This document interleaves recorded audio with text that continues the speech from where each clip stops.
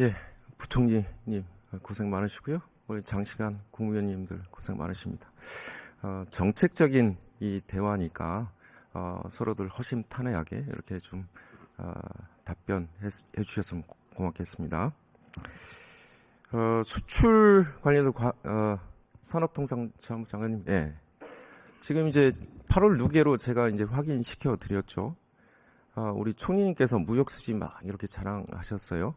그런데 22년도 8월 6일을 아직 회복을 못했죠. 네. 4,700억 달러. 네. 그런데 24년도 4,500억 달러. 네. 아직 회복을 못했습니다. 그런데 무역 수지는 어떻게 났을까요? 수입이 더 줄어서 그렇죠.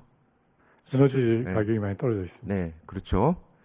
그래서 사실은 이런 성장을 우리가 불황형 흑자 이렇게도 좀 표현을 해요. 아닙니다. 네. 그렇지는 않습니다. 네. 지금 10대 우리 주력 산업들이 전부 다 골고루 다 수출이 늘고 있습니다. 네, 특히 이제 특정 업종들 올해 특정 업종이 아니라 10대 주력 산업들이 다 늘고 있습니다. 15대 관리하죠. 네, 물품들. 그 중에 10대 산업들이 전부 다 늘고 있습니다. 알겠습니다. 네. 아직 22년도 수출 실적은 회복하지 못했다. 이게 팩트 맞죠? 네, 그렇습니다. 네.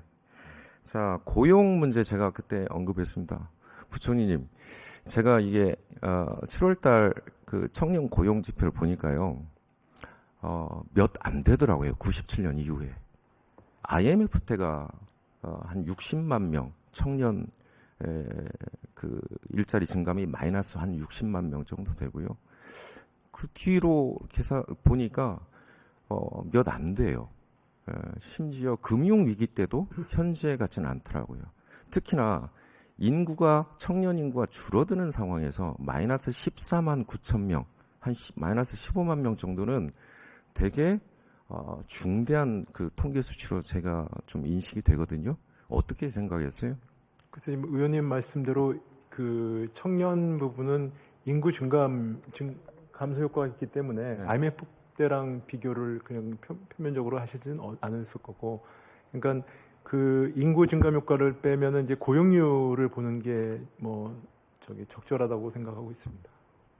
그래서 고용률 측면에서는 최근에 여러 가지로 그 나이대별로 연령대별로는 조금 부분이 있고, 그다음 최근에 그 청년층의 쉬었음이 좀 늘어난 이런 부분이 좀 있지만 왜 우리가 일자리 통계를 통계청에서 이렇게 연령대별로 작성을 하냐면 네네. 어느 쪽에 주로 타겟되고 어느 쪽에 정책 효과가 있고 이런 것들 보는 거 아닙니까? 그렇죠? 네. 65세 이상만 34만 명입니다. 단기 일자리. 청년 고용 절벽이 지금 일어나고 있다.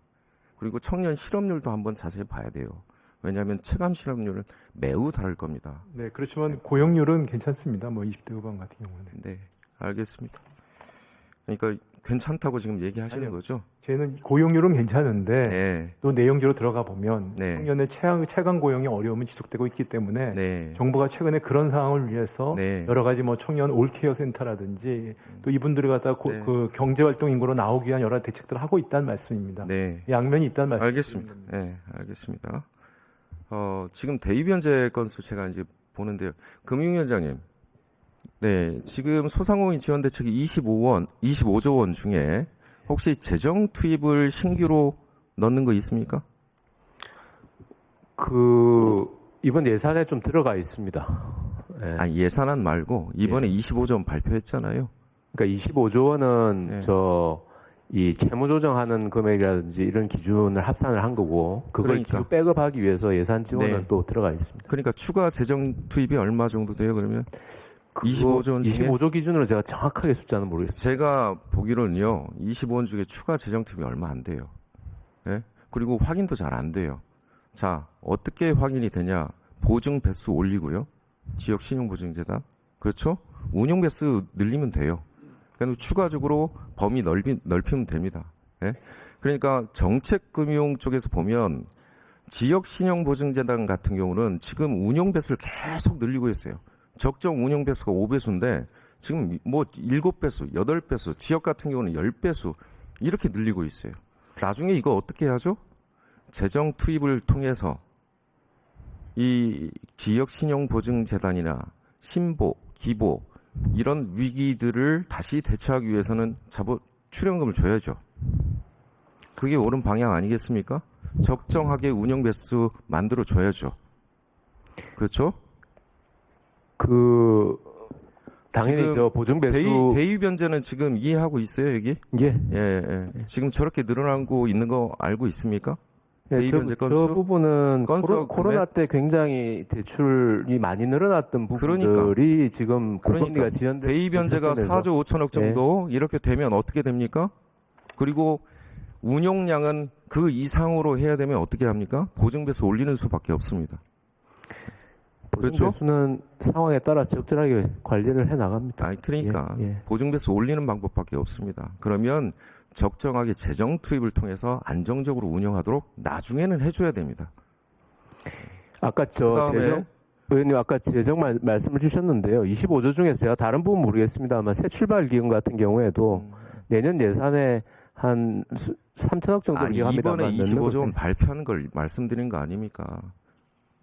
그다음에 노란 우산 폐업 공제금 예산은 이제 또 하니까요. 그때 한번 보면 되고 노란 우산 폐업 공제금 집건수도 지금 21년 증가했다가 잠깐 20년 떨어졌다가요. 다시 23년 증가하고 있습니다. 그래서 소상공인 쪽이 되게 지금 어렵다. 그다음에 월평균 임금 고용노동 장관님 그쪽 데이터입니다. 예, 실질 임금 22년, 23년 마이너스예요. 네. 예. 그 고용노동부 나오는 보도 자료입니다. 네. 마이너스예요. 제가 네. 확인만 시켜드리겠습니다. 네. 그다음에 통계청장님, 통계청장님 쪽에서 나오는 데이터 가계 실질 소득 추이, 실질 소득이 마이너스 때 계속 있었습니다. 윤석열 정부 내도 그러다가 가장 최근에는 플러스로 돌아왔어요. 그러니까 0.8% 지금 간신히 올라온 겁니다. 저 0% 제가 기준선 그어놨죠. 그다음에 또 가계금융복지조사 가계 흑자액 증감률 지금 계속 마이너스 구간에 머물러 있어요. 아직도. 그렇죠? 내수, 소비, 가계 쪽에 어렵다는 것을 제가 지금 계속 말씀드리고 있는 겁니다. 소상공인 쪽까지. 자, 그러면 정부의 지금 기존 정책들은 뭐냐? 제가 아무리 얘기해도 제 말씀은 잘 안 들으실 거예요, 부총리님. 제가 그래서 세계 석학들의 저널들을 다 한번 좀 보고 유명한 석학들이 어떻게 얘기를 하고 있는지 부총리님, 네. 저는 저널들 한번 살펴보세요. 네. 네. 지금 2017년 미국에서 이제 텍스 컷 앤 잡스 액트라고 저기 이제 텍스 컷을 하면 일자리를 늘리겠다 이런 이제 그 액트를 이제 통과시켰는데요. 결론적으로 어떻게 됐냐? 저 전미영 연구소에서 워킹 페이퍼로 발표한 건데요. 법인세 징수액은 41% 감소했고요. 세수 피드백 효과 2%밖에 안 됐어요. 그 다음에 미국 자본 증가율은 7%에 그칠 것이라고 예상을 하고 있어요. 그 다음에 또 경제협력개발기구 OECD 소속 18개국 65년에서 15년까지 시행한 주요 감세 정책 경제효과 분석했어요. 소득 불평등을 심화시키지만 1인당 실질 GDP, 실업률, 기업 투자 등 국가 성장에 통계적으로 유의미한 영향을 미치지 않았다. 감세 정책 얘기하는 겁니다. 그 다음 이게 또 이제 유명한 교수인데요. 1950년부터 11년까지 소득 계층별 세금 변화가 경제 성장과 고용에 미치는 영향을 분석한 거예요. 큰 효과가 없었다. 낙수 효과의 의문이다. 저 트리클 다운 보이시죠? 세금 정책이 소득 분배에서 targeted lower in the income distribution. 그러니까 소득 분배에서 하위 계층에 더 집중할 필요가 있다. 제가 전월만 읽어드릴게요. 그 다음에 법인세 감면 관련 42개 연구에서 441개의 추정치를 분석해서 다시 분석해 봤어요. 법인세 감세와 경제 성장 간의 유의미한 관계가 존재하지 않는다. 그 다음에 잘 아시죠? 노벨 경제학상 받으신 분 스티글리츠. 부자, 기업 중심 낙수 효과는 미신이다. 지금 우리나라 지금 저걸로는 제가 어떻게 분석의 틀은 만들지 못하겠지만 지금 법인세 효과, 현금 유보가 늘고 투자가 좀 줄어드는 상황이에요. 그런데 경제 여건들을 좀 함께 살펴보기는 해야 됩니다. 레이건 정부에서 법인세 인하했는데요.